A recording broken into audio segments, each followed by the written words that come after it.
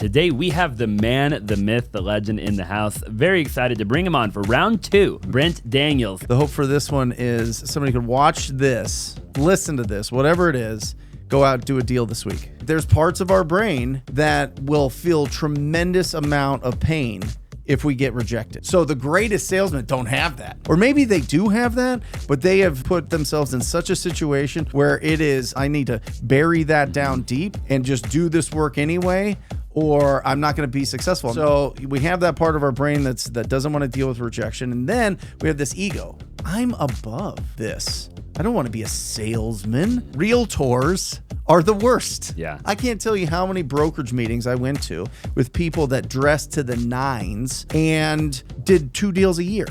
Maybe. You know what I mean? But they've got everything. They've got their presentation down, and they've got their automation, and they've got their CRM, and they just don't do anything because of fear, rejection, and ego. I remember showing my wife, we had $2 million in our checking account. And she was like, you were being such a douche right now. You know what I mean? And the ego starts climbing back up, starts going. And I was like, oh, you know what I mean? I was like, I need to get rid of this as soon as possible.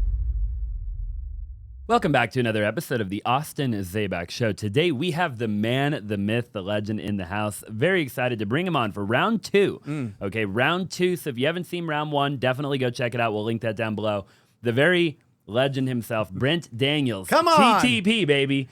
And we're going to have fun. We're excited to have him back. We're going to have fun on this podcast, guys. Thank you so much for watching last time we were on here. And thank you for being an amazing host. I've watched a lot of your interviews, and you know how to pull out what the audience wants. So the hope for this one is somebody could watch this, listen to this, whatever it is, go out and do a deal this week. I love that. So let's goal. get into that. I love that. We're going to get right into it. So let's start right there. Yeah. Right? What do you think? I'm going to ask you, we'll go right into the controversial things that I hear all the time, okay?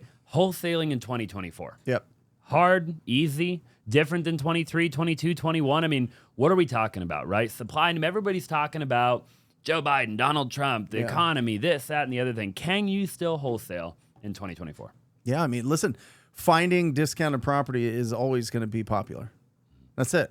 Finding anything discounted. But the fact that it's real estate, I mean, you figure out how to find and communicate with property owners that want to trade the price for their house for speed and convenience, and you win. So that's the name of the game. Especially, listen, we got our real estate licenses. We wanted to be investors. That's the reason we got them, right? And it was like, how do you go out and find these amazing deals? Well, is it foreclosures? Is it knocking doors? Is it people that are that aren't paying their taxes and all that? Just make it simple. Go find an ugly house. Go online. You could go to cyber background checks. You can go to True People Search. You can go anywhere. You could probably just Google the address and the phone number is going to pop up. And you can call that property owner and see if they would consider an offer on their property. So look, if you're a wholesaler and you're wholesaling at least 1 to 2 deals a month and you're not using Investor Lift, I'm telling you right now, you are leaving a ton of money on the table as a wholesaler. The moment that me and my team got Investor Lift, we literally saw a 50% increase in the amount of deals that we started to sell. Investor Lift will give you access to over 5 million cash buyers throughout the nation. And I'm telling you right now, it is a tool that will change the game for your business, okay? So look, all you gotta do is click the link down below or it'll pop up on your screen right here. Make sure that when you book a call with Investor Lift that you mention my name so they give you a discount. Now let's just go ahead and get back to the show. So is it harder in 2024? No, I think that there's still a tremendous amount of investors. I think that the worse condition of property is, the more that you're gonna make and the more buyers you're going to have for those deals. I think that going after cleaner properties and trying to sell them to these big institutional buyers is a trap. I think buying single-family rentals is a trap. Zach keeps on the show. What do you have to tell him? Well, Zach, listen, don't listen to Zach. Zach's one of the smartest guys in the room, in any room, when it comes to real estate investing. But he also bought most of his portfolio in 2008 through 2012 when properties were 25% what they are now. For sure. Let's be honest. Not only that, but Zach is smart. Zach knows you buy it for forever. Long term. it's going to be a fantastic asset for ultra you. long term. Yeah. What I mean by single family, and we're kind of going off on tangents, but let's go bananas. If you think that you're going to buy a rental property for cash flow, you're mistaken. All the cash flow is going back into that property. Buy properties for long-term capital gains and debt pay down. That's it. Get them so you owe nothing on them. I love that.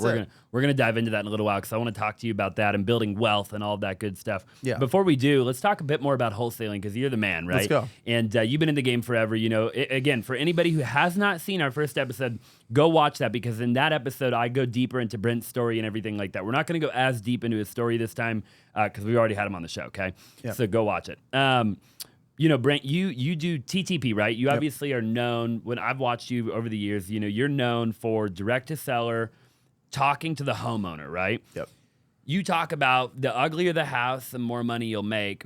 You know, how are you, or how would you recommend, you know, now we have ChatGPT and we've got all the fancy tools. Like, dude, I got into real estate in 2014, right? And it was just like door knocking and cold calling, you know? How would you recommend now? Has that changed? No. Like, should people still be doing the same old? What you got 15 people out there with headsets on, bro. How many deals are you going to do this year?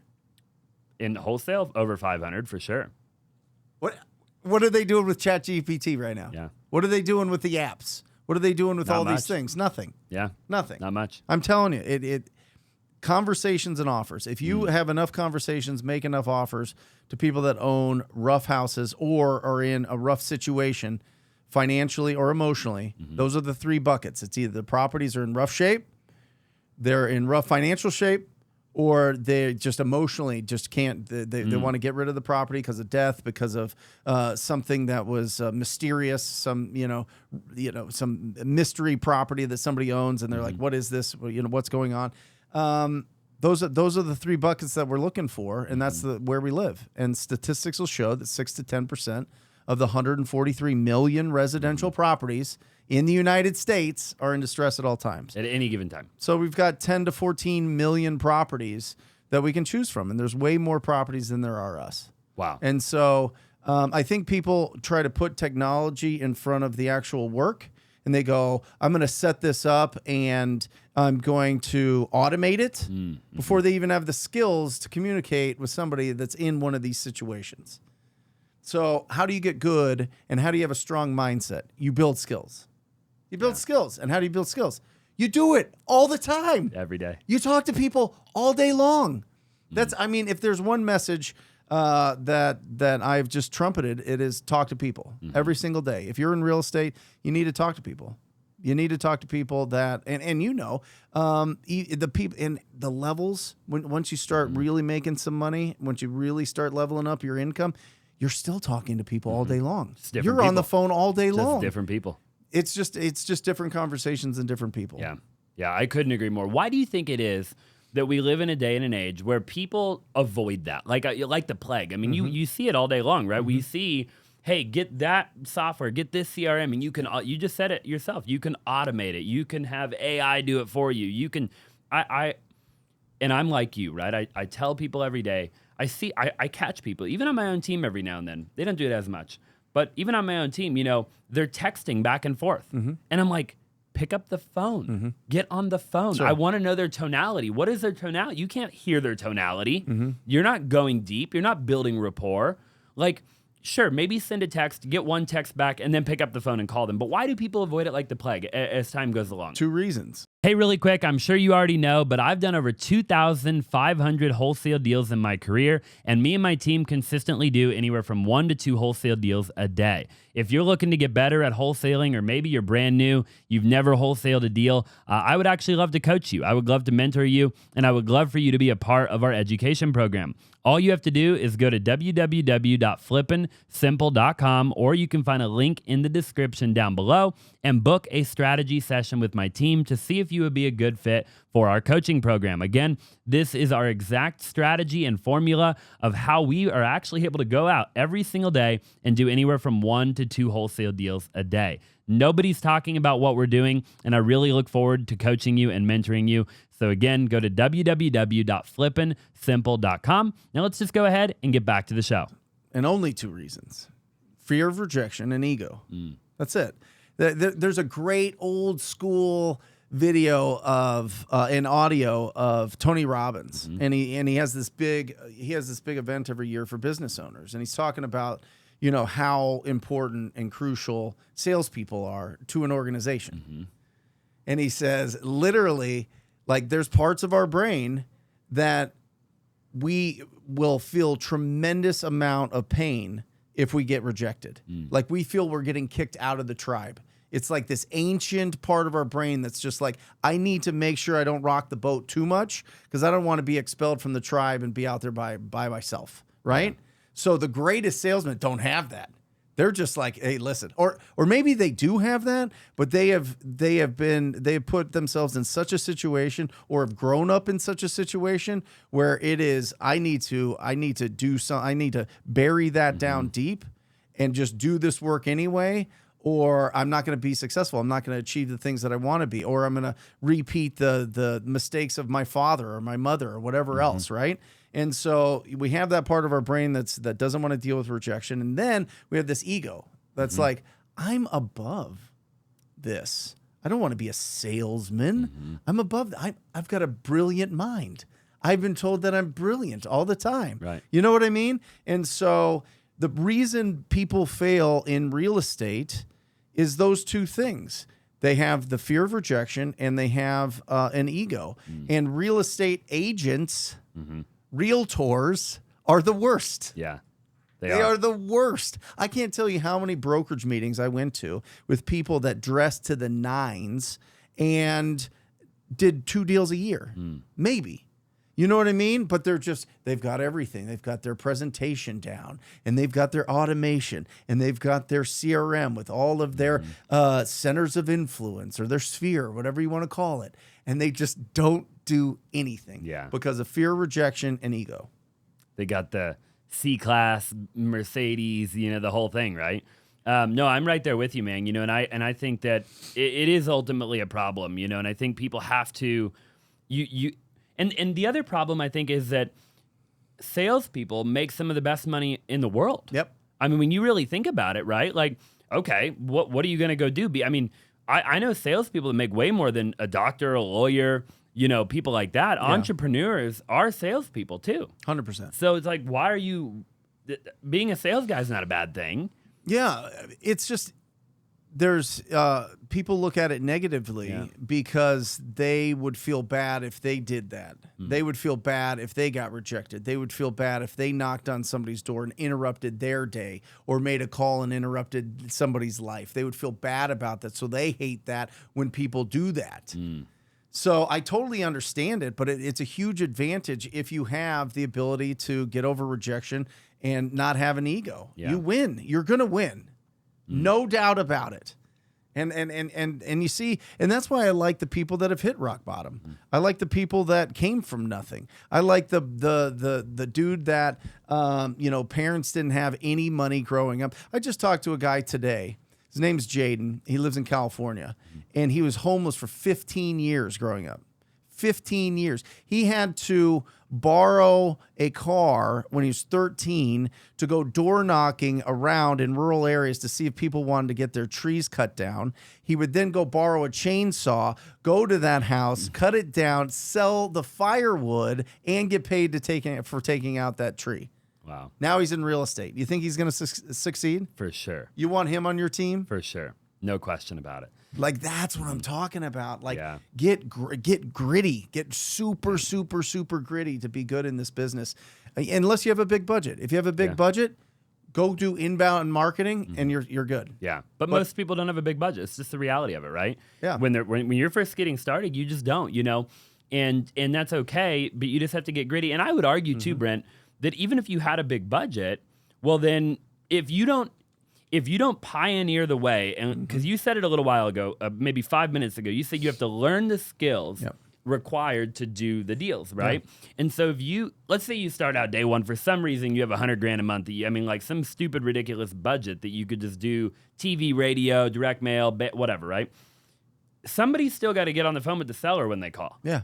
So now you got to go hire a sales team if you're still afraid to get on the phone, Yeah. and then you've got to train them, and they're not going to probably respect you if you've never done it or you don't know what you're talking about. So now you're going to have to put multiple layers of people between you and them. Yeah. So that you see what I'm saying? Like, you have a different problem now. Yeah. You just created a different problem for yourself, all because you didn't want to learn the skills required, to your point. Well, that's why, all of this is my experience and what I've seen. I've personally coached over 3,500 people that are wholesaling, and just what is the fastest path to success. Yep. One is I highly suggest you don't hire anybody, a VA, anything, before you talk to 1,000 property owners yourself. I love that. Seriously.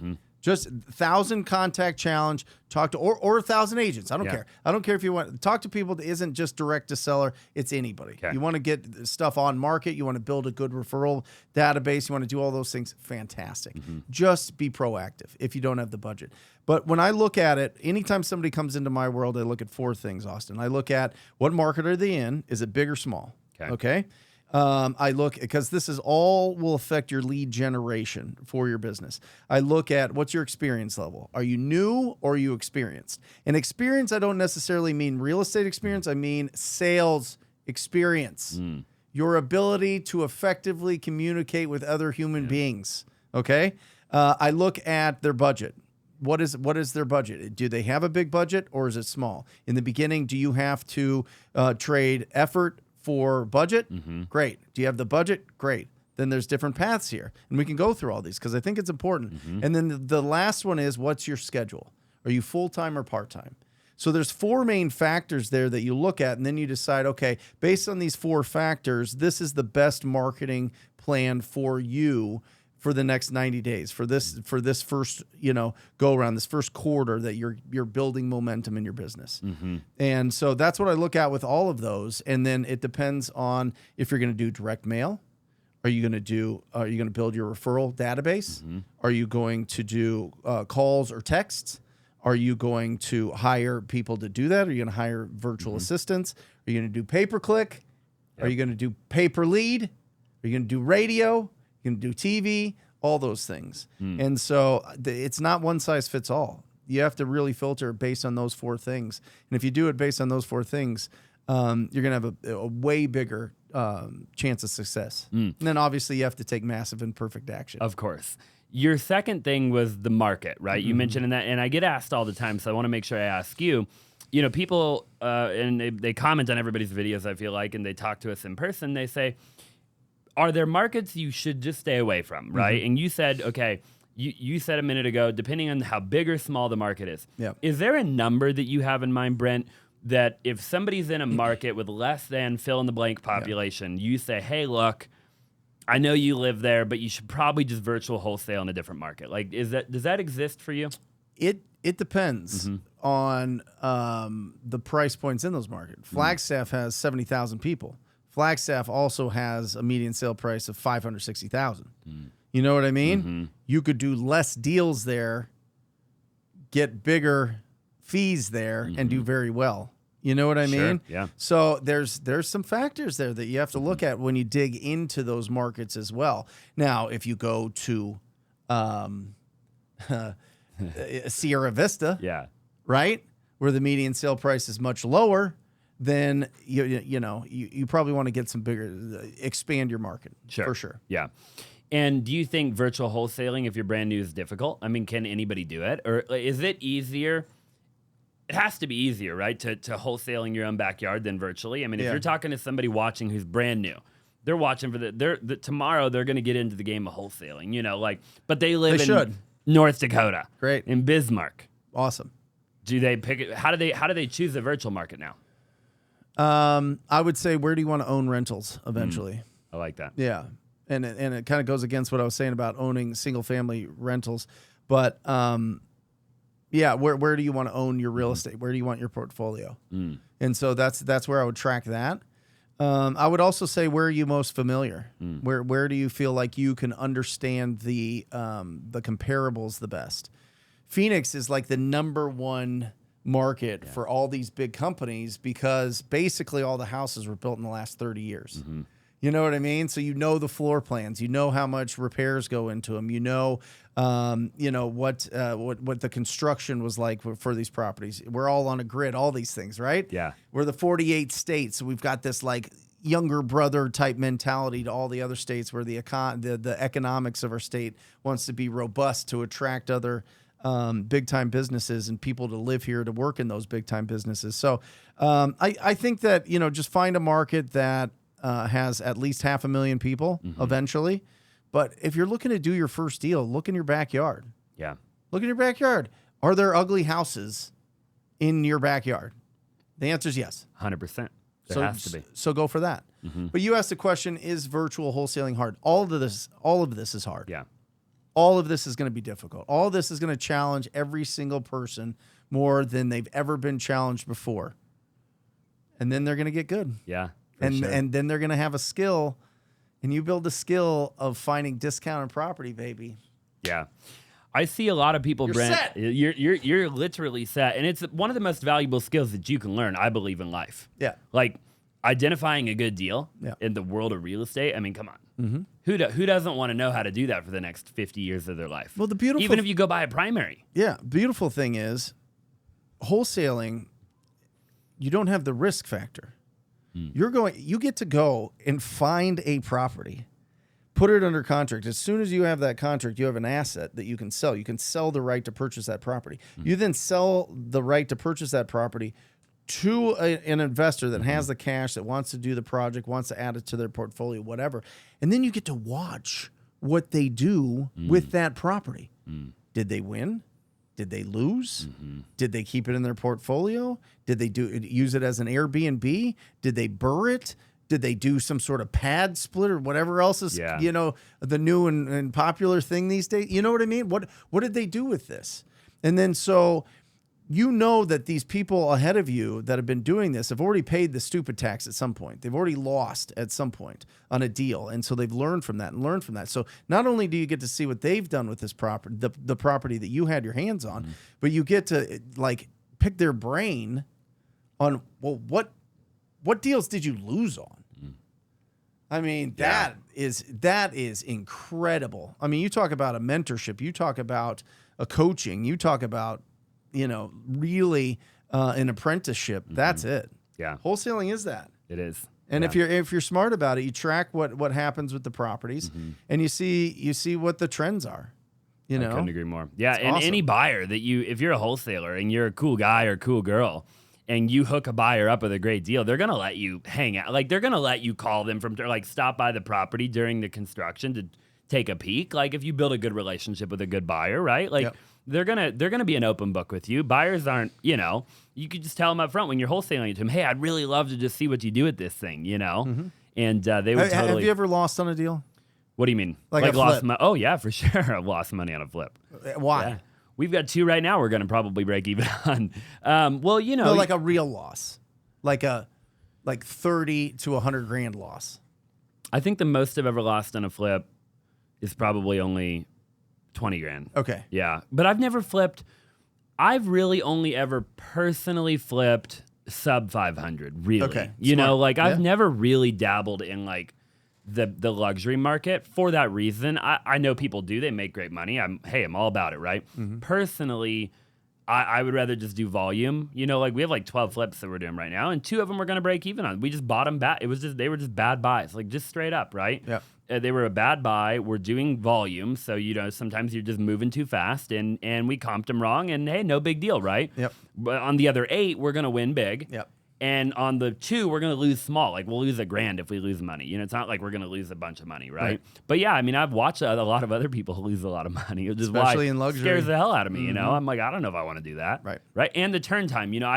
When I look at, I had a guy. I was talking to a guy today, actually, Brent, that was trying to talk me into doing a luxury flip, and I'm like, I'm like, my issue with these bigger flips too is I can't predict where's the market going to be in 2 years or a year and a half.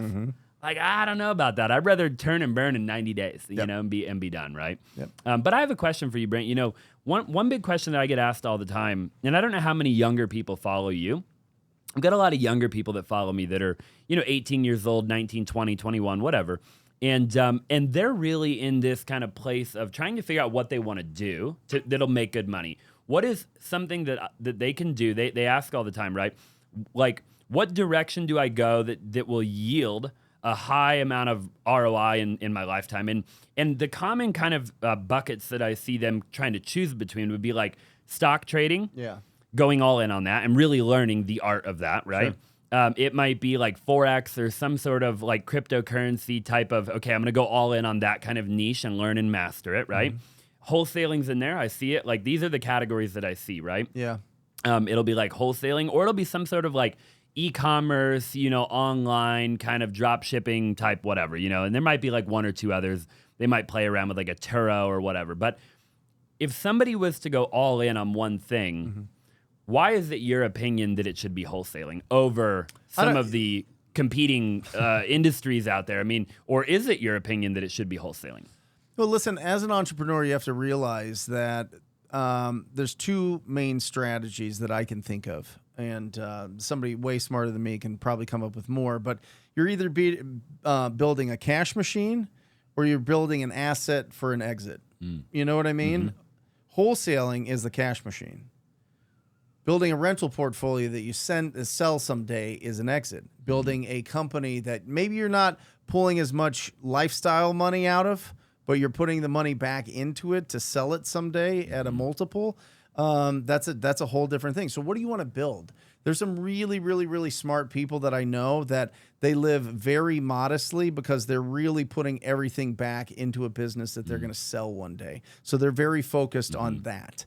I have always been, I want to get a cash machine, live a great lifestyle, have freedom of schedule, and then also buy assets with that, right? It's going to be slower because I'm going to be using some of this for lifestyle. And I'm not talking about, going too crazy. Yeah. I think my monthly nuts maybe like 30 or 40 grand a month of just living expenses and all that and travel and messing around, right?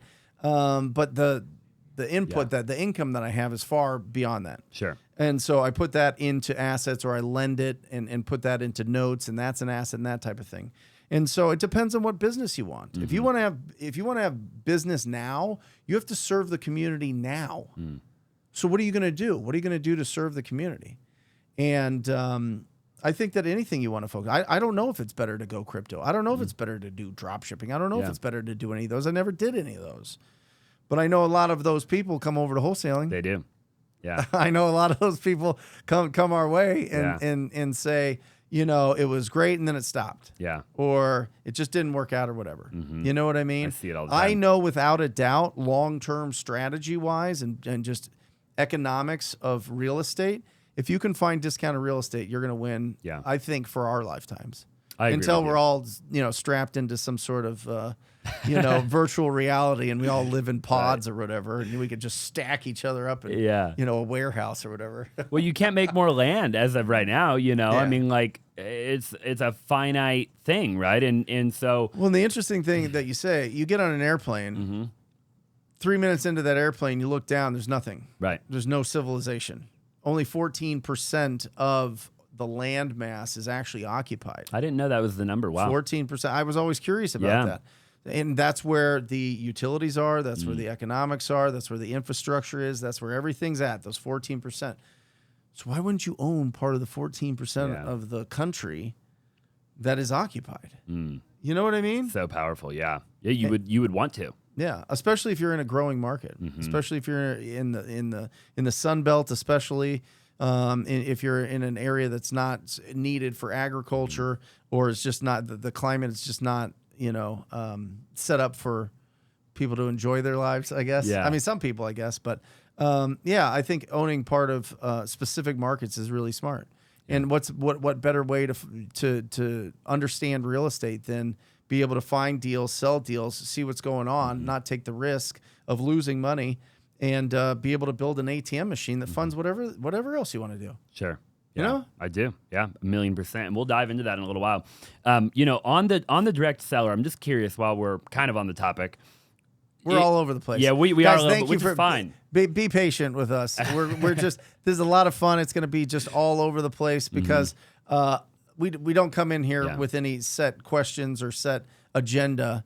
We're just trying to provide as much value to people as possible. And I think about the interviews that I've listened to in our space, and even with entrepreneurs, and there's certain things that stick out. Yeah. And I hope to do that. I do too, and I think we will. Yeah, for sure. And I think that ultimately there's already been a ton of value, right? Yeah. So, and you're the man for providing all that value. Let us know in the comments if we're crazy. Yes. Yeah. Definitely. Or if you enjoy it.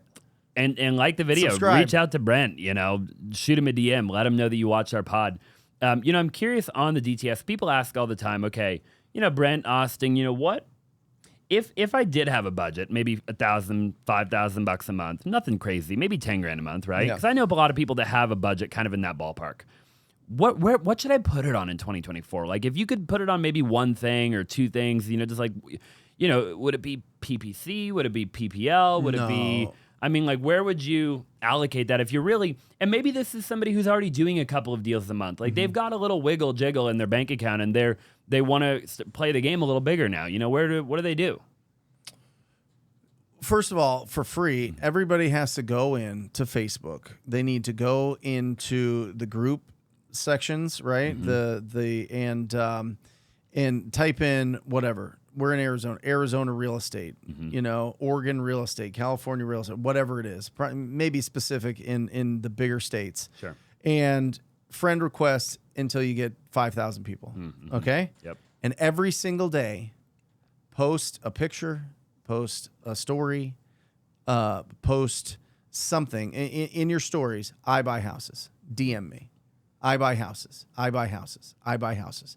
This is free. Okay, that you could do that every single day, and I hear it from students that I work with. They go, "Well, I'm known as the tennis pro. I'm known as as a teacher. I'm known as the guy that's in the military. All these things. It's like, what? You can't invest? You can't be an investor? Like, you need to change that label so that, or you're not going to be able to do this business. You have to be confident that you can go out there and solve problems, right? And buy properties and sell properties and do these things. And so that fundamental, everybody should do that right now. Just go get to 5,000, post as much as you can, get people that are in real estate. You're going to build best friends so fast. I'm telling you, you're going to connect with people that you never even imagined. They're going to start sending you deals. They're going to start helping you dispo deals or sell the deals. They're going to help you get funding or raise funds or whatever, right? All these things. So do that absolutely free. I think that a smaller budget, you want to be making sure that you're talking to people, you're making the calls, right? Yep. And so if you have some experience and you've talked to 1,000 people, you can hire a really great VA. You can get a VA I highly suggest you get a American that's living abroad. It's going to cost you $18 to $25 an hour.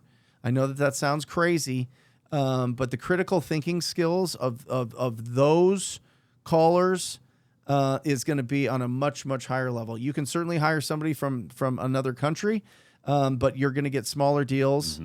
And you're going to have to hire more of them. So you're going to have to buy more data. But right now, you get all the phone numbers and contact information for free, basically.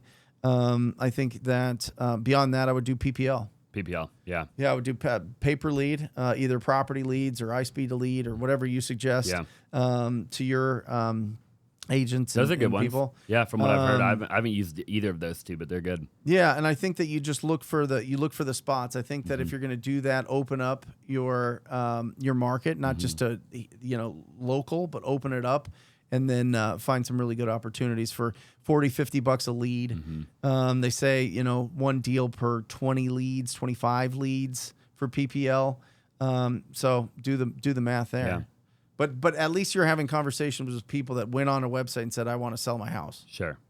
So that would be my suggestion. What do you think your average assignment is right now? Roughly? 25. I know 25. Well, it's 24,838, but I rounded up to 25. And I know a lot of people whose assignment fees are 10, 12 grand. Why are yours so high?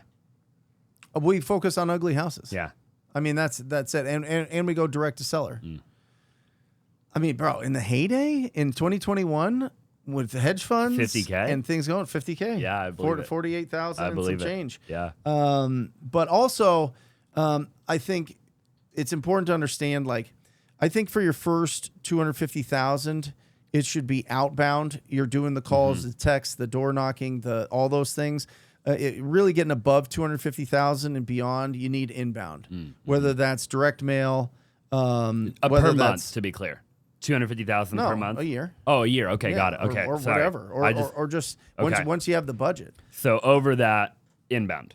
Yeah, I mean, Okay. and yeah, I'm just telling you, like, I spent a lot. I've talked to 45,000 property owners myself. Yeah. Right, building this thing up, just staying, and part of that was killing that rejection part in my brain, and killing the ego. I had both of them. I mean, that was the big problem as a young entrepreneur. I had both of those. So I speak to those from real experience, and I lost everything because of it and had to crawl back out. And so I had to kill those things in my brain to just go and go and go. And it worked. Yeah. It works every time. I've never seen it not work. That if you have enough conversations, enough offers, that you're not successful. It's the absolute truth. But nothing is more badass than inbound leads. Nothing. Yeah. Right? I mean, did- you work with Zillow and you work with a lot of other things to bring in inbound leads to your team. Bro, Yeah. it is Super so cool. nice. Super When cool. somebody reaches out to you and they're like, I need to sell my house today. Yeah. Just tell me what you'll pay for it, and we'll see if we can work something out. Yeah. Come to my house today, lock it up today, or we're locking up things on the first phone call. In my opinion, because I don't have enough experience with TV, I ran that for a while and it wasn't very profitable. But what has been game changing for us is PPC. PPC over PPL. Oh my gosh. Well, PPL until you can do PPC. Okay, got it. Because PPC, if you're not spending a minimum of 10,000 in major markets, you're not even ranking top You're not 4. even going to make a dent, are you? You're actually helping the competition push them up. Yeah. Truly. Yeah. And so if you're in a smaller market, 5 to 7,500 is a minimum. Okay. And a lot of people just don't have that budget starting out. A lot Sure. of people aren't comfortable with that budget starting out. Well, not only that, you've got to do it for a minimum of, what do you think, 90 to 180 90 days? days. Okay. Before you can even expect to see a result of any sort, right? But when it popped, so what I did is I grabbed a dude from Google. He was doing all the Google ads. He knew all the accounts, knew all the all of it, right? Keywords. He's like day trading keywords every day in my office. And now we're opening that up to some of our students and some other people around the country that want to do it. But I'm telling you, all roads lead to pay-per-click. Yeah. I mean, if you look at the big guys, and we've talked about some before the show that are doing amazing business. I mean, we're talking 10 million plus in wholesale and flip income a year. It's all inbound, bro. It's all 100%. It's inbound, all literally. TV, radio, direct mail, pay-per-click. I agree. Yeah. Yeah. You know, and this is something that I've actually talked a lot about with my owners, you know, in full transparency. So I have multiple partners, as you know, in my company. And I think there's actually, I've had this conversation in multiple meetings. I don't know the exact number, but I think when you look at working with, because we teach a lot about like working with real estate agents and stuff like that, right? Sure. And co-wholesaling and whatever. I love direct seller. However, I think there's a cap for agents and co-wholesaling, even with super intelligent dudes like my partners and stuff who are really managing this company. I'm like, dude, I think there's a number that like we can get to every month 100%. before there's just not much else we can do after that. Like after that, we have to just do more inbound because you can only co-wholesale or work with so many agents at any given time, right? And it's a big number. Don't get me wrong. So if somebody's watching, like you can make a lot of money doing that. But Tremendous. But when you get to the scale that like we're at, we just turned on another campaign recently. PPC and you know I'm like, dude, we just got to do more of it, right? Yeah. Well, listen, we close 10% of the pay-per-click leads. Yeah. So my team needs to talk to 10 property owners. If you look at how many leads, we're like 60 to 75 leads per deal for cold call and text. So you don't have to replace one lead when you close a deal. You got to replace 60 to 75 leads per deal. You dump that in the top of your funnel, you need manpower. Yeah. There's only certain amount of time, and I'm telling you, and this has been like my whole career, making I think 52 phone calls, and it's very specific, 52 phone calls a day for lead follow up for one person to do is the max. The number. It's the number. Yeah. I mean, you could push it on some days, but consistently 5 days a week, making more than 250 hand-dialed lead follow-up calls or whatever, even if it's in a system, you just burn out. It's not. Yeah. 10? Yeah. 10, bro? Yeah. All day long. All day. Yeah. I'm telling you, inbound is incredible. And I'm the talk to people guy. I'm the go out, earn it, be proactive, progress, not perfection. Just, you're be a train, right? Be a rhinoceros out there and just charge until you can get inbound leads. Yeah, for sure. For real. 100%. I mean, think about it. You're dude. the top, Zillow guy? We're the number one or number two, depending on who you ask. So the Zillow budget guy. has to be bananas. Well, no. So in Arizona, it's not. It's Zillow Flex. So Got remember, Arizona is Zillow. So you split it? So it's a 35% referral fee to Zillow. Yep. Yeah, sure. So we don't pay for it. However, we were talking about it the other day. I mean, you do. Well, we totally just not do. Out of pocket. We were talking about it the other day, dude. We were having a meeting. I won't say too much, but so Arizona is one of the only markets in the country that Zillow does the Flex program, which is the where you don't pay per lead. They just take it out of the commission, right? And we were talking about what would it cost. Like we were looking at our lead volume of what we get every month.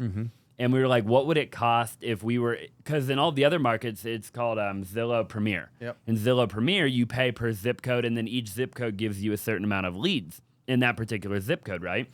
And so we know the pricing of Premier because Arizona used to be a Premier market, and every other state, for the most part, in the country is a Premier market. And dude, the number that we would be paying right now for it is like $500K a month. Right. Like literally $500K a month to get the amount of leads that we're getting per month right now. Are you paying less in commissions to them? Yeah. Yeah, they make less by doing that. So there you go. Hopefully Zillow doesn't get a hold of this. Yeah. We were talking about it the other day. We were like, why? My partner could probably speak on it better, but why aren't they a premier market here? Like if knowing that and knowing that, they're technically losing money by being a flex market, why don't they go back to premier? And I just don't think they can now. You can't unwind that. Yep.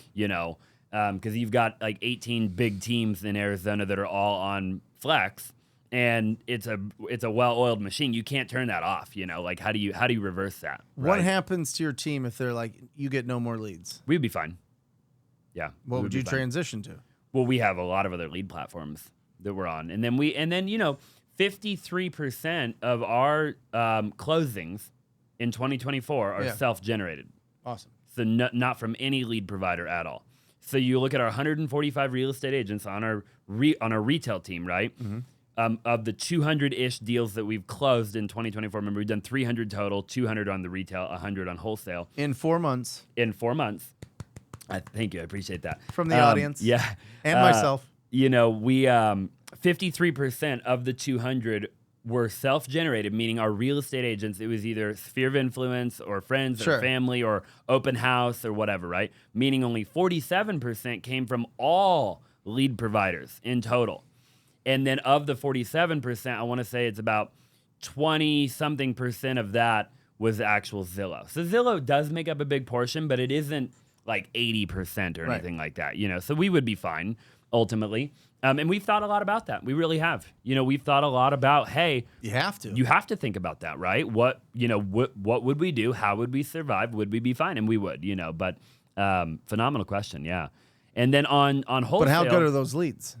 Dude, they're phenomenal. Come on. Bro, they click a button on Zillow. Like, I don't know if you know this. Like and Zillow is always like trying different things and, but like there's a feature where the consumer can click a button, okay? To book a tour for the property that they want to see. They can pick a time, and then it just texts one of our agents. They get a text, and it's like, are you willing to go to this 123 Main at 5 p.m. to meet so-and-so buyer? Yes or no? And you click a button, and you're confirmed. Yeah. They're your client. They better be clicking yes. You know what I mean? Like, what are we talking about, bro? Right. Inbound leads. Come on. Yeah. And that's 35%. We pay a lot of money. Yeah. I mean, we're off the top. We're 1 to 5.8 right now. Yeah. Right. And I always, and these are numbers that I think people should really consider. Once you've pulled yourself out of the day to day and you've fired yourself from certain roles in your business, and you've got really great talent doing all of it, and you're the owner, not the operator. Right. I always 25% marketing. Yep. 30% people, 5% miscellaneous overhead, whatever, for a 40% profitable business, 40% profit business. I like that a lot. Yeah, I like those numbers. I've never heard it put that way. And so if you're ever looking at marketing, you want at least a 1 to 4. Okay. You go 1 to 5, you're killing the game. You're talking about 50% profitability. Yeah. That's bananas. You get up to $5 million a year, $10 million a year. Yeah. There's people that we know that do $15 million a year, and they keep 8 of it. It's wild. We'll have to get them on the show, because I don't even know who you're talking about. I'll tell you. Yeah, we'll have to get them on the show for sure. Are you Brent Daniels in any other market aside from Arizona? No, just Arizona. And why? We've looked at expansion. Couple of different things. I think that you've got a 6-month learning curve for understanding the market, the laws that are involved in each market, the title and escrow companies to work with, or closing attorneys in some markets, just understanding values and buyers and all that other thing. So I think that there's more to squeeze out of this market than we are. I think I can think bigger in this market than I am, and we're ready to do that. So we are. So I think at some point we might expand. But again, expansion means adding people, and eventually, inevitably, in real estate, there's tough markets, and you have to get rid of 80% of your people, and that's the hardest part of the business in my experience, is building an unbelievable culture, getting together, talking about families, talking about what's going on, seeing babies born, seeing people buy a new puppy, seeing people buy their first house, all these things, and then like that, in 30 days, income's not coming in like it used to. We got to reduce the size of the team, and it happens every time, every 10 years. I mean, every 10 years that's going to happen. We're late right now, though. Wouldn't you agree? I think it happened in 2022. You think so? Yeah. To a degree, you're probably right. Yeah. Yeah. As soon as interest rates went from 3% to 7%, it's a tougher market in a different way, though. Would you agree? Like, it's a different kind of hard right now. I mean, I don't know. I don't think that we're going to go. The banks aren't going to allow big foreclosures to go bananas unless something totally crazy happens. I hear, they put everybody, because 90% of foreclosures go through loan modification. And I don't know if people understand this. What they do is they go, I'm the bank. You owe me $15,000 of back payments. What I'm going to do is, how much can you afford? Yep. Your payment right now is $2,000 a month. I can only afford $1,000. Okay, great. What I'm going to do is I'm going to take this $15,000. I'm going to put it on the back side of your loan. Yep. You owed $150. Now you owe $165. Your mortgage payment's $2,000. You can go $1,000 for the next 36 months. But those $36,000 that you're not paying every month, I'm going to put that on the back end of the loan, right? Yep. Not only that, you had a 3.7% interest rate. I'm going to make that a 7% interest rate. Payment's going to be fine for 36 months. Yep. But in 36 months, it's going to go up to the normal rate. It's a way for the bank not to have to foreclose. So the bank extends the ability for people to make those payments. And so people are saying, well, now people are going back. They did the loan modification. They're still going back to foreclosure because they're like, I'm upside down in But this how property. many people do you think total? Give or take a percentage. That's just what people are saying. I don't know. Yeah. These are this is the conversation that I'm having with, in the industry with people. I haven't seen it. Yeah. I mean, you look at the amount of pre-foreclosures going on right now, and it's nothing. like nothing. Yeah. We have like 2 million houses in Maricopa County, and it's like, I don't know, 5,000, 7,000 pre-foreclosures or something? It's not a lot. Yeah. I mean, it's less than 0.5% or something, or 1%. And So, I don't know. Unless there's some sort of, crazy global shutdown again. Yeah. I think that we went through a tough time with what happened in 2020. I think the interest rates affected that because inflation went bananas. And so when inflation went bananas and there's a bunch of money, the central bank sucks it all out of the market by interest rates. Sure. That's it. So, I don't think that the interest rates are going to go into double figures. I think that they're probably around what they're going to be for a while. Yeah. So if interest rates are right there, inflation doesn't go crazy because they don't print a bunch of money. I think that eventually we get it all sorted out. I think we Maybe. got, I don't know, Yeah. 7 more years until something crazy We probably happens. do. Yeah. Or whatever. You know what I mean? It's just, You can't I know predict it. it's kind of like a fear base that I don't want to grow too big of a team, but I'm telling you, at some point, Yeah.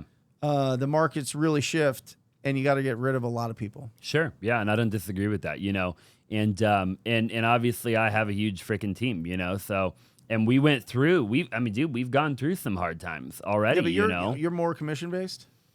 We are. Yeah, the majority of everybody's commission. All of our executives are obviously W2. Sure. We probably have 22 executives between the companies, full time. Yep.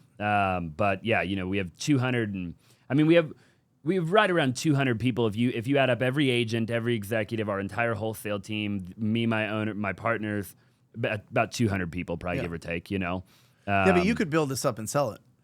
100%, right? And that's one of the and ideas. you could sell it to somebody that can weather a bigger storm sure. and take care of the people that you have and all those things. And that's exactly so why. Find that window. So we'll play it by ear, but I think that and you're right. 2020 whenever hedge funds and that whole era, that was a weird kind of transition. Then coming back into 2023 with interest rates and so I think we're through the thick of it now. Yeah. Hopefully, we'll see with the election though, right? You can't predict that. Who knows? I don't know what I was listening to Jerome Powell today, a couple hours ago. He announced that they're keeping rates the same, and he kind of made a comment. Somebody was asking him, like, do you think you'll aggressively drop rates to help Biden, pretty much? It was the question, in other words. And he's like, he kind of got offended, you could tell a little bit. He's like, oh, no, if we go down that rabbit hole, you can't come back from that, pretty much. He said, I've watched 4 different presidents come into the White House. And he's like, he basically said we won't ever go down that rabbit hole, So not as it pertains to any sort of manipulation or anything like that to the actual election, which is interesting, right? Because I think a lot of people think that, like, oh, they're just going to wait, and then 6 months before the election, they're going to aggressively drop, and it's a possibility. Don't get me wrong, but he denied it. Gonna happen. He denied it today. There's no way. Yeah, there's no way. But listen. Good markets, bad markets, flat markets, whatever. You still have to talk to people. Yeah, you do. I think that's it. If you want to be recession-proof, build skills and relationships. Yeah. That's it. Squat up and build skills. That's it. What's the number one roadblock that you personally get for people trying to learn the game? Like, what do people get stuck on the most, in your opinion? Of the 3,500 people that you've mentored, is it the contract? Where do people really get hung up, when they're trying to figure this game out? Like, where do they just run right into that wall? Sitting at their kitchen table with their computer up, ready to make a call, scared out of their minds. That's the biggest thing. You get past that, you win. Wow. So in our group, we have what's called a virtual office. And so we've got a Zoom set up to where people are just making calls all day long. Right, so you don't have to do it by yourself. You see people, they're cheerleading you, and they're doing some role play stuff, and they're just involved in each other's business from just a support standpoint, right? So I think you gotta find people doing this business. It is impossible. Like, step number 1 is find your tribe. I like that. I'm serious. Step number 1 is find your community, find your tribe of people doing this business. Because if you're not surrounded, if nobody is doing this business, you're not going to do it.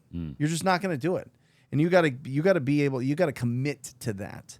I think that's the most powerful thing, honestly, in like a coaching mentorship type of program, is you're around people that are a few steps ahead of you, right? You're around people that are taking that massive imperfect action.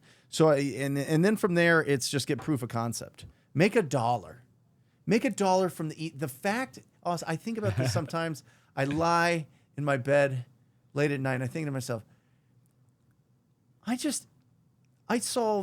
pulled myself out of debt and got to this place where I live in this house and I have these kids and they're healthy and all this because I just, out of the ether, I made a phone call and I talked to one person and they were like, yeah, I do want to sell my house. And then I was like, oh, let's do that again. Let's do that again. Yeah. Let's do that again and again and again and again and again. And the fact that you can use your phone, which is the remote control to society, is our cell phones.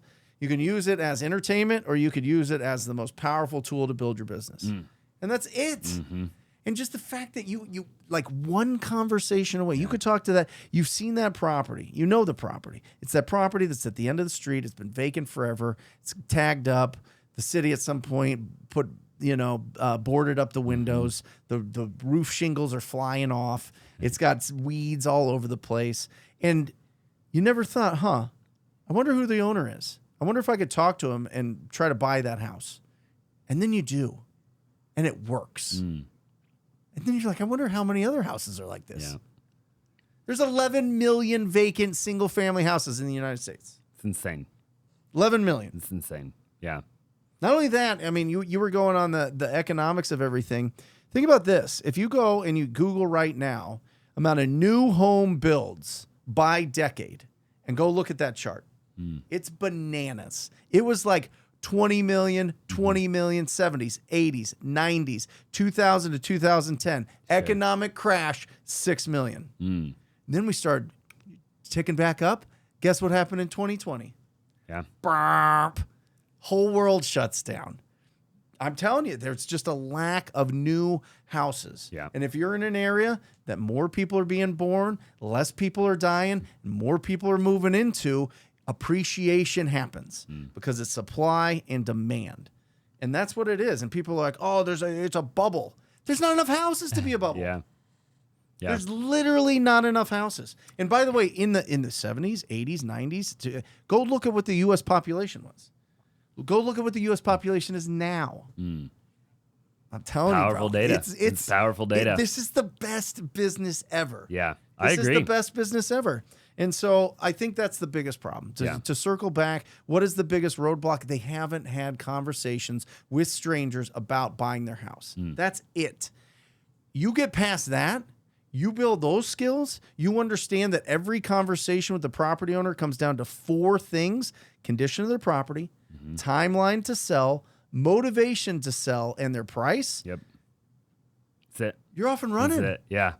That's it. That's all it is. And you don't even need a script, dude. I mean, you can literally just call people and have a conversation with them. If you have genuine curiosity, you'll do great. And you can block out that fear of rejection and you can keep your ego in check, you're unstoppable. You are. You will make millions and millions and millions and millions and millions of dollars. You will never have to worry about a financial thing in your life again. Yeah. And I'm not being sensational or bombastic here. That is an absolute fact. 100%. I couldn't agree more. Like gravity, baby. Yeah. I could not agree more. Right? Yeah. I couldn't agree more. I tell my team every day, I'm like, even when you build these big teams, I still preach to them all the time. Hey, you could do more. You could make another phone call. I'm telling you right now, you could you're at lunch for an hour. It doesn't take an hour to eat lunch. Do you want to actually help? And it's just like a matter of how bad do you want it? Yep. How bad do you freaking want it, man? And I think people just have to really get to that point of, hey, I have to do it. Yeah. Right. So that's why I really like the investor world. I really like the wholesaling world as opposed to real estate agent world. And I'm telling you, the whole NAR thing, they don't get it. I mean, the whole law, they don't understand how valuable really great real estate agents are. They're absolutely phenomenal. Yep. But I will tell you, you take somebody that came from nothing or has screwed up their entire life, and you put them on enough conversations with people that have these properties that will trade price for speed and convenience. That's where you see the magic happen. Yeah. That's where you see people's whole lives change.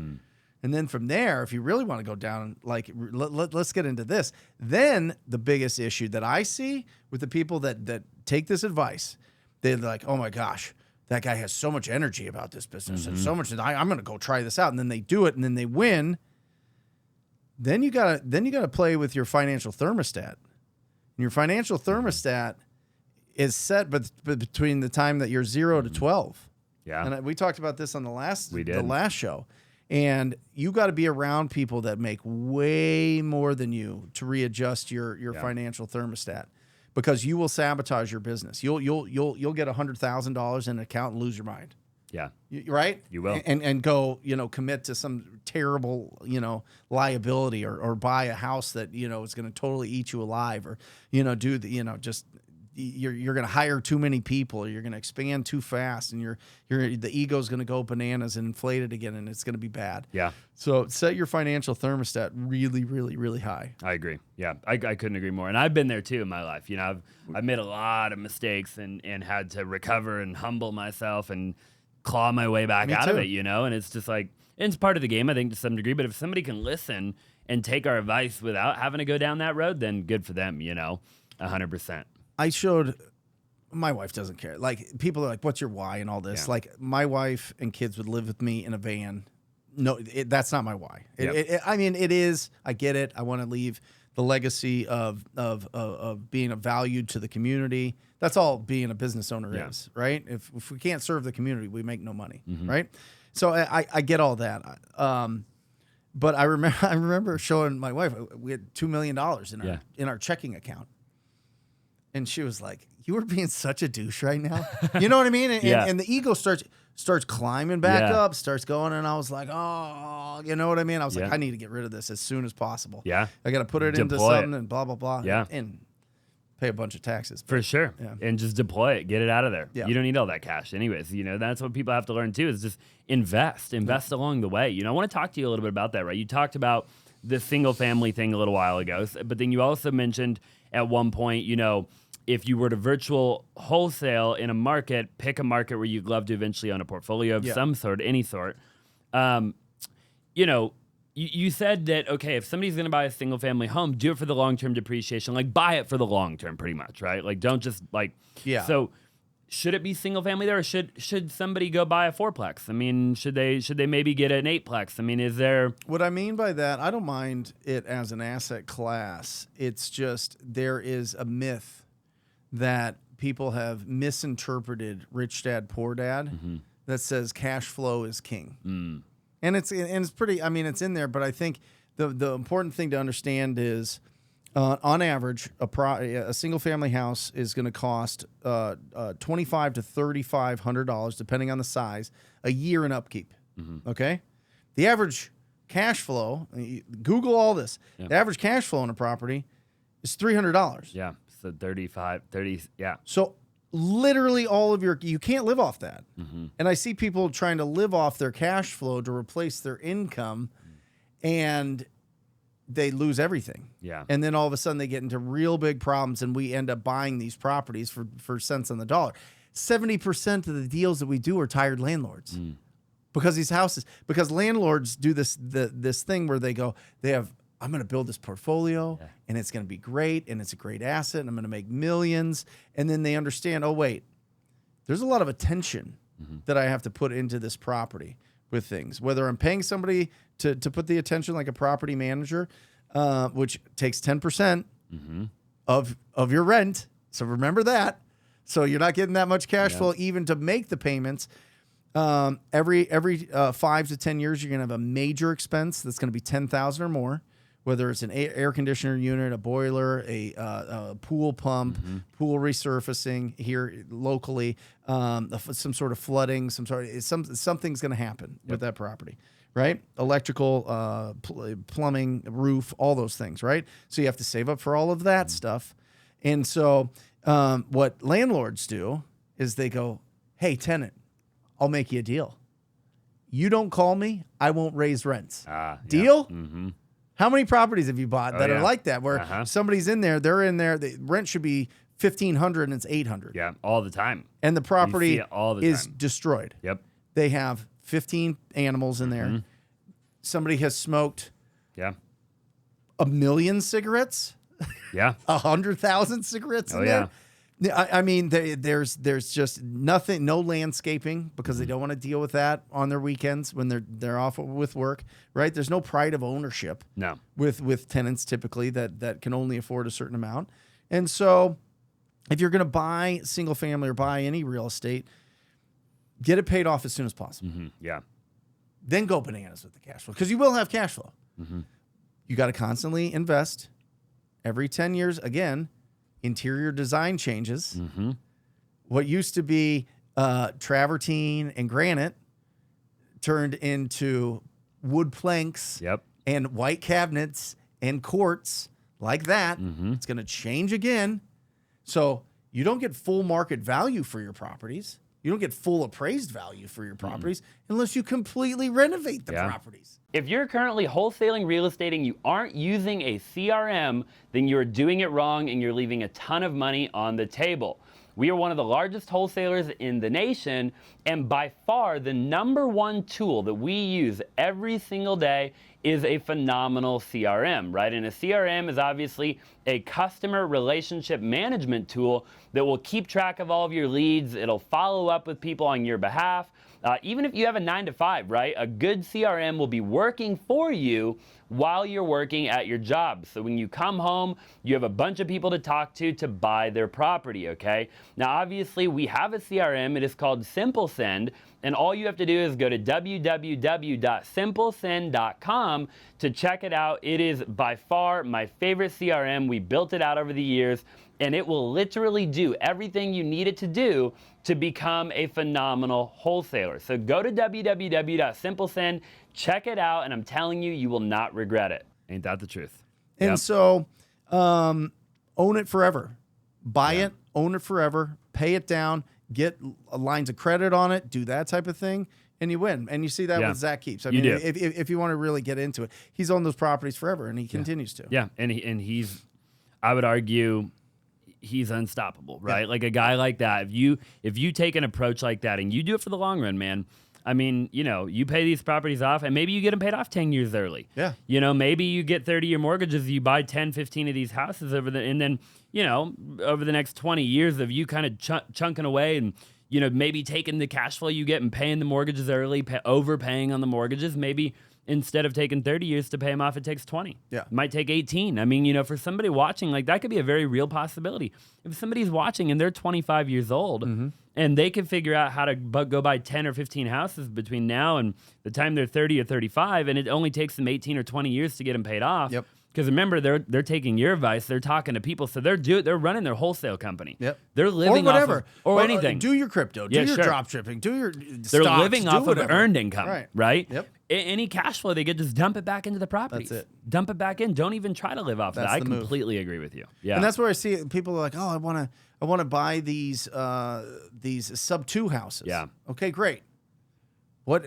You're not living off of cash flow. No. You better be putting it all back into that property. Yeah. Or wrap that and have, you know, somebody else own that thing. But then you lose the long-term strategy. So I don't know. You know, I see people buy bad deals in bad markets and get completely crushed. Yeah. Don't fall into the trap of turnkey properties in the middle of nowhere. Don't buy properties in Memphis or Indiana or Pittsburgh or any of these, you know, all these markets where you could buy a fourplex for $100,000. Yeah. Because you're going to constantly be doing evictions and repairs, and there's a reason it's sold to you for $100,000. Yeah. Buy where there is appreciation in good school districts. That's it. That's a good one. That's the absolute best way to do that. And then you can have this cash machine that's giving you all this money to live off of and buy assets and live as frugally as you want. You don't have to spend 30, 40 grand. Like, I don't have car payments. I don't have credit cards. I don't have any of these, like, debt. You know what I mean? I'm not paying that. I'm just going bananas. Yeah. You know what I mean? I'm traveling. I'm doing stuff. I'm, you know, fixing up my cabin in Flagstaff. I'm doing those type of things. But you could live off. I mean, somebody could live off of, you know, 10 grand a month. Oh, for sure. 8 grand. 7 or 8 grand, probably. You know what I mean? You probably live a pretty... Maybe. Depends on where you live. I think I could live off 8 or 10 grand a month. Yeah. I really think I could. Yeah, no problem. You know, I don't think I probably spend much more than that right now, to be honest with you. Like, personally. Yeah. Like, me as a human being. You know, I don't have kids or anything, obviously. I'm engaged, you know. And you know, I just have one car payment out of all the vehicles and stuff that we own. Yep. So, you know, yeah. I think I could do it. So then you dump it into assets. Yeah, you take so your, it goes faster. Yeah, if you're making 50 or 100 grand a month, if somebody can go figure out how to do that, right? Go make 50, 100, 150, 200 grand a month, right? Earn the money, TTP, you know, and then just take all that money and invest, man. 100%. If you stay on the phone 3 hours a day and talk to people that own ugly houses, you will make 50 grand a month. Yeah.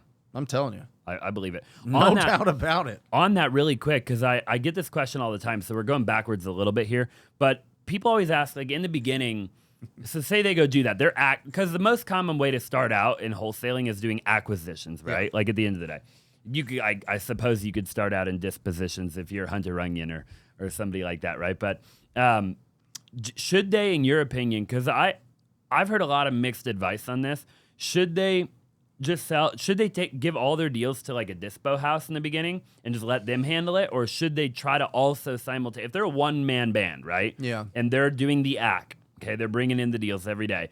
Should they then, every time they get a deal, pivot and try to also be building their buyers list and selling their deals themselves, or should they just use a dispo house in the beginning? I think for your first 3 to 5, have somebody walk you through it. You know what I mean? Have somebody sell it, go through the process, get the money into your account, make sure it's real, not just what people talk about on YouTube and podcasts. Yeah. Make sure that you that it's tangible, that you know that, okay, because once you do your first deal, your brain's broken. Yeah. It's changed forever. You know you could do it, right? And if you have somebody that has expertise and can walk you through the process, make sure it goes smooth, you know, make sure that all the hiccups along the way get solved. You get paid and you experience it and you know it's real and you have a good relationship. But it's not hard selling these deals. Yeah. Let's be honest. None of it's a good deal. I mean, it's like, how good of a salesman do you need to sell crack? Right. Or cocaine? You don't. Yeah. This is what it is. I mean, you're selling discounted properties, and when people see it, they want it. Yeah. So I was saying that the easier the deal is to get on the acquisition side, the harder it'll be to sell on the disposition side. And the harder it is to act it, the easier it'll be to sell. Yeah. You know? Yep. Which is why you see people all the time that they act it. They're like, I got this deal for $5,000 in the middle of nowhere with 5,000 people. I'm like, yeah, it was probably a pretty easy contract to get. You're going to have a hell of a hard selling. You're not going to be able to sell that thing, you know? So, you know, the more competition on the deal, or the more, if they put their information in 5 PPC things or whatever, you're competing against it. The harder it is to get the deal, the easier it'll be to sell that deal, right? Yeah, 100%. You know? What do you think about Arizona, right? Like, I mean, obviously you're big in Arizona, but I get asked a lot too, like, Austin, should I even attempt to do it in Arizona, right? All the big dogs are in Arizona, and they've got massive marketing budgets. Like, if you're brand new, should they attempt to do it in Arizona, in your opinion? I mean, it's like you meet people that over the last year have made $100 grand, $200 grand, $300 grand, and then all of a sudden they have $1 million business, and they started a couple years ago. You know what I mean? Like right like here. People have told me that since 2004. Yeah. You know what I mean? So, I don't know. Competition doesn't scare me because I know that I'm going to talk to enough people. You know what I mean? Sure. Like, do I have to talk to more people than I would if I was in, some tiny market in Texas or something? Sure, absolutely. But I want to own real estate here. I want to build relationships here. I want to be wined and dined by the title companies here. I want to build the private money lenders here. You know what I mean? Like, so I think it's all going to be hard. It's all going to be hard to get rid of the fear of rejection and to kill the ego. And so do it in any market, just except for Manhattan. Yeah. You know what I mean? Like, you're not going to. And Illinois. Yeah. Illinois is fine. You mean Chicago or whatever? Chicago, yeah. Yeah. It's tough there. Well, yeah, downtown, but there's a bazillion suburbs. But you're not supposed to wholesale in Illinois. You can with a license. Yeah. Yeah, you absolutely can. Or you can sell the LLC. That's just Yeah. That's just hoop jumping nonsense. Yeah. Let's be honest. Like, partner up with somebody that has a license or get a license. I think you can only do like a cut 3 a year or something, though. There's some weird rule in Illinois, I'm telling you. No, if you have a license, you can do it. Unlimited? Yeah. Okay. I mean, if somebody knows otherwise, but drop a comment down below. Put it in the comments section. But I have people that work in Illinois. Okay. Interesting. Doing way more than 3 days. Really? Okay. Yeah. Well, good for them. I didn't know that. Yeah. I always tell people to steer clear. You're saying that they can only assign 3 Yeah. deals? Who monitors that? Look, I don't know. Who checks that? I don't know. How do they know it's your Personally, I've third never even one? been to Illinois. You have to fill out something that goes, this is Yeah. number 2. Right. This is number, like, I don't know. We'd have to talk to a title company. Yeah, we would. And whatever, but Find out. that would be a silly rule. It would be a silly rule. Yeah. Well, South Carolina is going to completely remove wholesaling. Are they? Yeah, they say you have to have a license to wholesale, and in the same law, I guess, or statute or whatever, if you have a license, you can't wholesale. What the heck? Yeah, that's how they're doing it. Wow. Yeah, How are they going to get away with that? I think it's going to be from a title company standpoint. Got it. That the title companies allow all this. Yeah. If title companies wouldn't do the deals, then you're done. For sure. I mean, then you have to close them. Yeah, you do. But then again, it's the same thing. Right. We still find deals, and I've never not found funding for a good deal. For sure. Transactional Never. Funding. Not even I mean private funding. Oh, yeah. Hard money funding, transactional funding, all those things. So I mean, let's just say that they go, you can't have equitable interest, and that's a fancy term for saying you put a property under contract. You have equitable interest in that property. Yeah. Let's say they outlaw it completely from contract No law. more. From contract law. Yeah. They change the what is it? Not the Declaration of Independence. Not the Constitution. Yeah. Thank you. Jeez. Yeah. They change it, and contract law no longer allows. Yeah. Great. Go find people that would lend you 20%. Yeah. You'll get 80% in every market from a hard money lender. Close that deal. Send a cleaning crew in there with none of your own money, or use your own money. Get a cleaning crew in, clean it up, list it on the market. For sure. I mean, the fact that And you would make, arguably, you would make more profit that way. I mean, it just depends on how good you are at negotiating. Yeah. But obviously, there's more cost involved. Sure. Yeah, you're going to pay an agent, But Jerry Norton and I talk about this all the time. I think from a scaling standpoint, and if you really want to do a tremendous amount of direct to seller, to build a really good brand in a market, you can't just blast your deals out. Yeah. To everybody willy-nilly. You got to close the deals, or you got to sell it very privately to a very select amount of people. Yeah. That's the only way that you can do that, to get the testimonials, to get the brand recognition, to really do something big time, right? Because there's just too much ridiculousness. Yeah. We had a guy that we sold a property to who brought another guy in Scottsdale here, right around the corner from where you live and where your office is, okay? The guy showed up in a clown car, a circus, like a circus van. Like an actual, yeah. Like a circus van. And he was a professional juggler and whistler, okay? And he goes into the seller's property. They're there showing all of his investors this property, right? And he's juggling their personal property, showing them how great he is at juggling. He's sending whistling sounds and bird sounds and all this stuff throughout the house. He's going through their drawers. Oh my gosh. The seller wouldn't even sign with title because he didn't believe that it was a real transaction. Wow. Until we got to the point where the money was in. He's like, I need to see the money in your title and escrow account before I will even give you my personal information. He didn't even fill out the identity statement. Oh my gosh. This is insane. That's nonsense. Yeah. I mean, that's an extreme example, but when you blast your deals out to a big list of people, you never know what you're going to get. You don't. No. And so, we the majority of our wholesale guys, now obviously we have investor lift, we're on cartel mode and everything, but I would argue that if we walked out on my team right now and you said, hey, the last couple deals you guys sold in the last day or two, did you pick up the phone and call? Did you already know? If you asked, hey, when that deal came in from AC, did you already know who was going to sell to? And I bet you they'd say, yeah. Because a lot of times deals will come in from AC and they're like, I know what buyer will buy that. And they call them. Hey, listen, I got that deal you've been looking for on 123 Main. I got it right now. Yep. Here's the price. Yep. I'm going to send it out if you don't take it, right? And then they take it. Yeah. And that's just like you're talking about.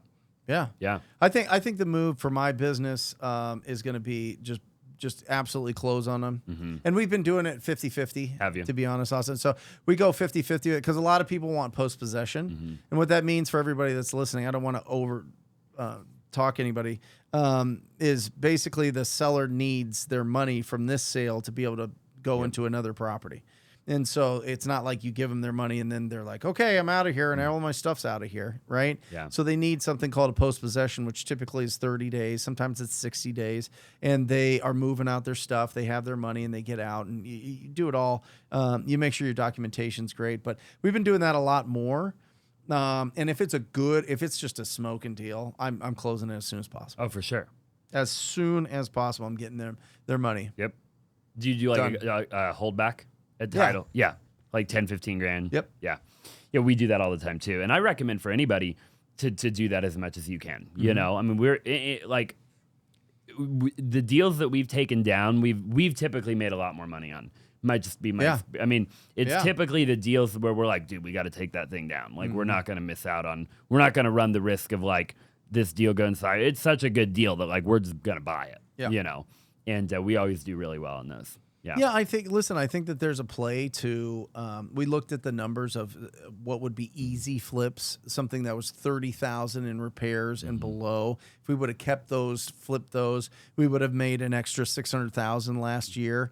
But again, risk. Yeah. You got the risk and now you've got a whole different department. Management. Yeah. You're out in the field now. People need to understand.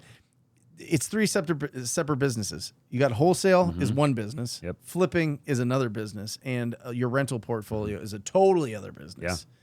Yeah. And, owning multiple businesses takes your attention. It's a lot of work. A ton of work. Yeah. And I would argue that, you really have to be built for it or don't do it. You know, like don't do it. I don't even know that I'm not even sure that in 5 years from now, like I'll have to, eventually, I love to grind, don't get me wrong, you know, but like at some point, even me, I'm like, dude, other people have got to run this crap. Like I can't do it all forever. I'm already telling my team that a lot. Yep. I'm like, hey, you guys got to figure out how to run it without me because there's just too much going on. Like I can only be so many places at one time, you know? And operator to owner. Yeah. 100%. You know what I mean? And I think that's a huge mistake that a lot of people go is they go, I want to work on the business, not in the business. Way too early. Yeah. Way too early. You don't have leadership skills. You don't have the ability to hire the right people to take all that off your plate so that you can go and do other things or whatever else you want to do with your life. You got to earn that. Yeah. Because a market shift will happen. The economy will happen. And then you don't have everything is good. Everything is easy when things are good. Yeah. But when the tide goes out, people get exposed. For sure. And so it takes a while to build up that leadership team to be a leader of that leadership team. And so 100%. I would highly encourage everybody to grind as much as possible for as long as possible, like you're doing, and then find that you will attract the right people because they'll respect you, and you'll be able to afford them. When should people build a team? It depends. It depends on what your goal is, right? Like there's some people in our business in real estate, agents and wholesalers, they love going on appointments.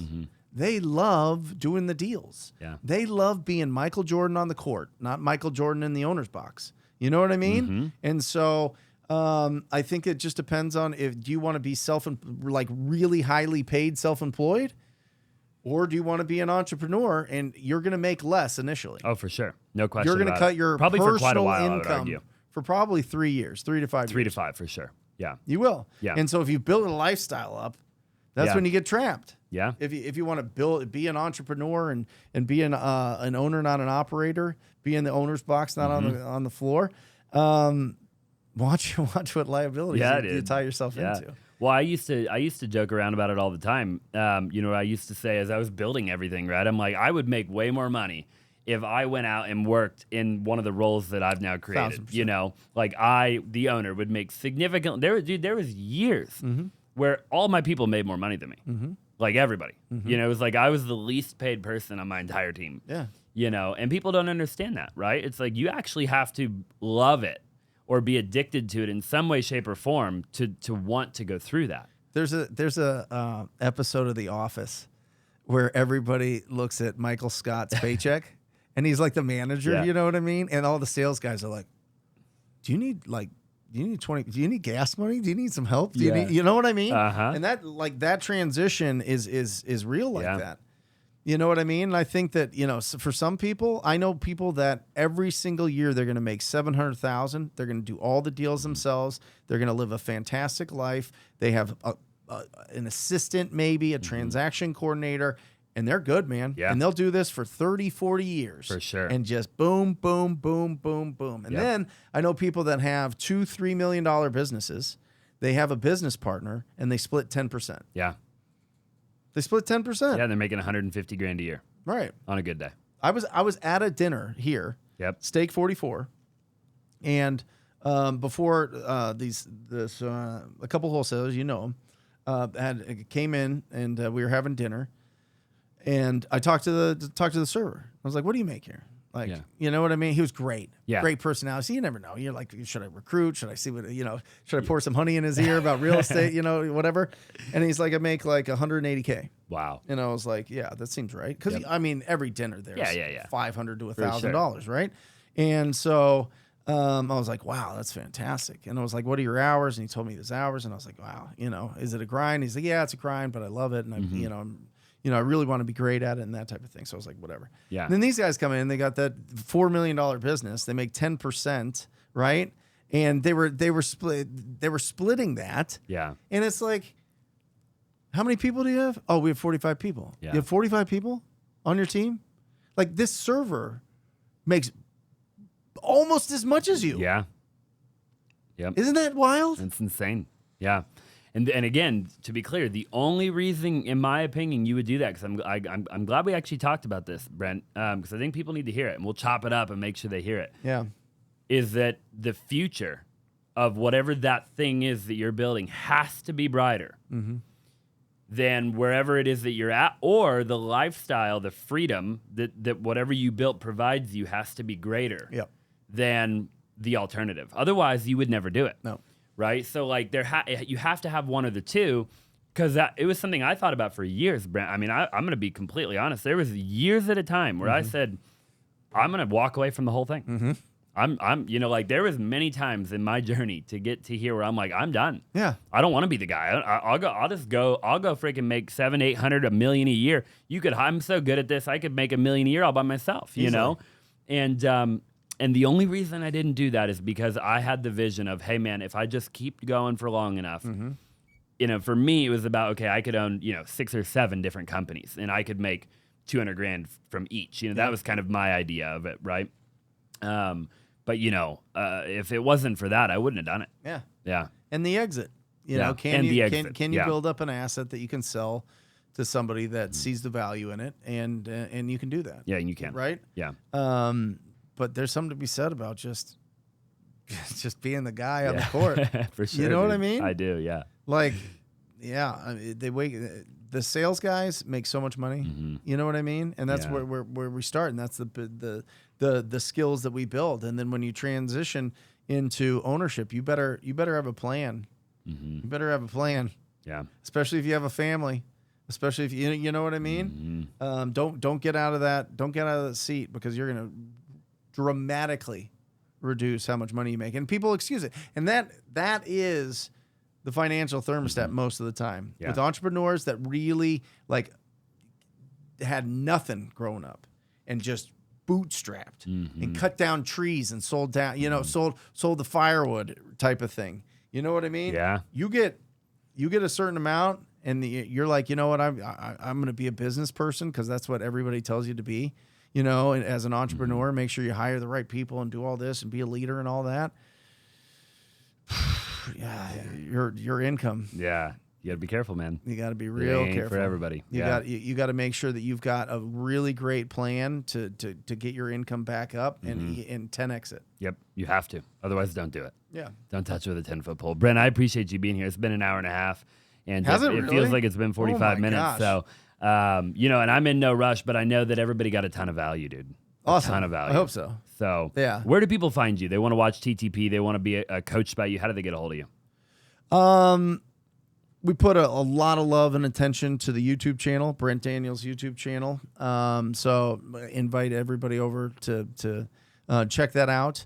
Real Brent Daniels on Instagram and wholesalinginc.com. Awesome. Wholesaling I forgot you bought Inc.com. Wholesaling Inc. I Yeah. did. Yeah. So how's that been going for you? Good? Awesome. Good. Listen, and you know this. Yeah. This industry has given us so much that it is so good to give back. Yeah. You know what I mean? And a lot of people go, well, why would you coach? Why would you tell your secrets? Why would you are you actually doing the business, all this? And those are great questions to ask anybody that you're getting advice from, right? And they should be doing the business, and they should be where you want to be. But at some point you have to you have to be brave enough and have enough courage to give back I totally as much as possible. And there's so many like indirect mentors that I had and coaches, like direct coaches that I've had that have put me on the right path. You know what I mean? The Mike Ferry organization, getting to the point where you're talking to so many people and really setting that foundation.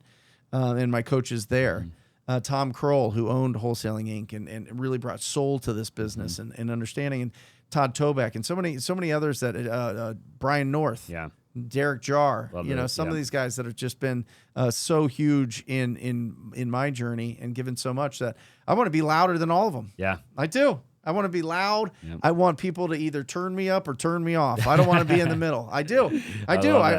That's why I'm so enthusiastic about this, because this business has given me everything. Yeah. Everything that I've ever looked for since, growing up and having confidence and playing sports and getting out of college and not knowing what to do and finding Rich Dad Poor Dad and going down that path and then, just being here. And it's just you got to get loud once you get there, and it's wildly rewarding. It's the best feeling in the world. It's the best. Too. That's why we do it. That's why we do it, man. Yeah. Nothing will put a bigger smile on your face than giving back. Well, and listen, and the payback is go do a deal. Yeah. Like if you're listening to this, go find somebody today. Go find somebody this week. If I kidnapped your dog or your child and said, you have to do a deal or you'll never see him again. Yeah. You'd find a deal. You would. You'd find a deal. That might sound obtuse to say, but you will find a deal. You'll go out there. You will stay up day and night and find a deal. So anybody that's been working at this, but they haven't had the success, just go. Yeah. Just talk to people. Wide open, man. I love it. I appreciate you being on. They're gonna all go check out all your information. I'll leave it all down below. Thank you for coming on for round 2. And we'll do round 3 when we get the new studio built out. And we'll see where you're at that point and see if you're doing some stuff on TV. Oh, yeah. Again, we'll play it by ear. I appreciate you, Brent. Thank you. Thank you.